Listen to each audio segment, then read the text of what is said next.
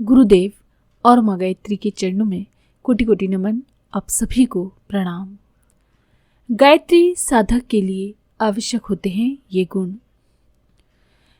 गायत्री द्वारा आत्म कल्याणी योग साधना करने के लिए सर्वप्रथम साधक को चरित्रवान बनने की आवश्यकता होती है।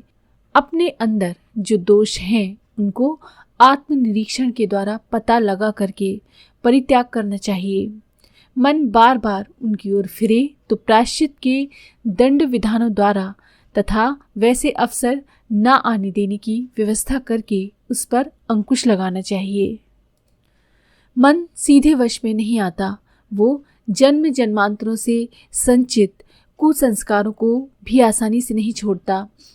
इसके लिए उससे ही संग्राम करना पड़ता है। इसलिए साधना को एक संग्राम भी कहा गया है। आसुरी और दैवी शक्तियों का जो निरंतर संग्राम हमारे मन क्षेत्र में होता रहता है, उसी का दिग्दर्शन गीता में कौरवों पांडवों के महाभारत युद्ध के रूप में कराया गया है। मन को निर्विषय, शांत और स्थिर बनाना गायत्री उपासक के लिए आवश्यक है। इसमें सफलता प्राप्त करने के लिए मार्गदर्शन इस प्रकार से शास्त्रकारों ने किया है। विष्णु पुराण में कहा गया है, विषयों में बंधन और विषय त्याग देने से मुक्ति है। यत्र तत्र मनुयाति ब्रह्मणस्त्र दर्शनम, यानी जहाँ जहाँ मन जाए वहाँ वहाँ परमात्मा के दर्शन करो। दृष्टि को ज्ञानमय बनाकर सारे संसार को ब्रह्ममय देखना चाहिए। दुर्भावनाएं मन में आने पर उनके विरोधी सद्भावना पूर्ण विचार करके विचारों को काटें।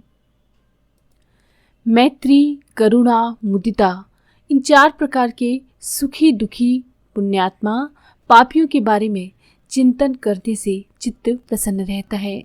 चित्त की स्थिरता बड़ी चीज है, पर वो गायत्री उपासक के लिए सरल भी है। इस मनोनिग्रह के द्वारा महत्वपूर्ण सिद्धियों का द्वार खुलता है। चित्त जब सत और तम से रहित होकर दीप्तिमान होता है और फिर रज को भी त्याग कर स्थिर हो जाता है, तो भूत और भविष्य की प्रत्येक बात स्पष्ट दिखाई देने लगती है। ऐसा शास्त्रों में लिखा है।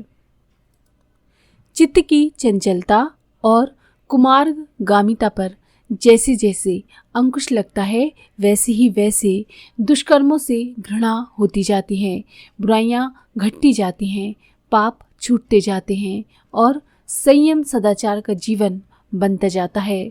श्रद्धा बढ़ती है और भ्रम संदेहों का निवारण होता है। सच्चे ज्ञान का उदय अपने आप होने लगता है और सत्कर्मों में प्रवृत्ति बढ़ जाती है। यही ब्राह्मणत्व है। इस स्थिति के प्राप्त होने से आत्म कल्याण का मार्ग तीव्र गति से प्रशस्त होता है। इस अंतः स्थिति से भगवान भी प्रभावित होते हैं और साधक की श्रद्धा के अनुरूप उस पर अनुग्रह करने लगते हैं। इस स्थिति का वर्णन शास्त्रों में इस प्रकार से कहा गया है।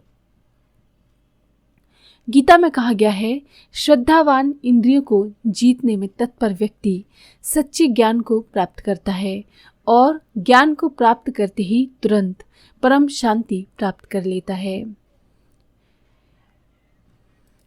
मेरे लिए सभी प्राणी समान हैं, ना मुझे कोई प्यारा है, ना किसी से द्वेष है। जो जिस भाव से मुझे भजता है, मैं उसी रूप में उपस्थित होता हूँ। भगवान सद्विचारों और सत्कर्मों से प्रभावित एवं प्रसन्न होते हैं। ऐसे सुकर्मी आस्तिक व्यक्ति ही ब्राह्मण माने गए हैं। शम, दम, तप, पवित्रता, शांति, सरलता, ज्ञान, ब्रह्म ज्ञान, आस्तिकता, ये ब्राह्मण के स्वाभाविक कर्म हैं। जो व्यक्ति इन पवित्र कर्तव्यों को त्याग देता है, उसका सारा साधन भजन फूटे बर्तन में भरे गए पानी की तरह नष्ट हो जाते हैं। जो ब्राह्मण समदर्शी, शांति आदि का बहाना लेकर दीनों की उपेक्षा करता है, सेवा से जी चुराता है, उसका ब्रह्म ज्ञान वैसे ही नष्ट हो जाता है जैसे फूटे बर्तन से पानी टपक जाता है। साधना मार्ग में संयम और सदाचार का अत्यधिक महत्व है। जो इस पर दृढ़ता पूर्वक आरूढ़ हैं, वो अधिक कष्ट साध्य साधनाएं ना कर सकी, केवल गायत्री माता की साधारण उपासना करते रहें तो भी प्रशंसनीय सफलता प्राप्त कर लेता है। संयमी ब्राह्मण गायत्री मंत्र जानता हो तो भी वो श्रेष्ठ है।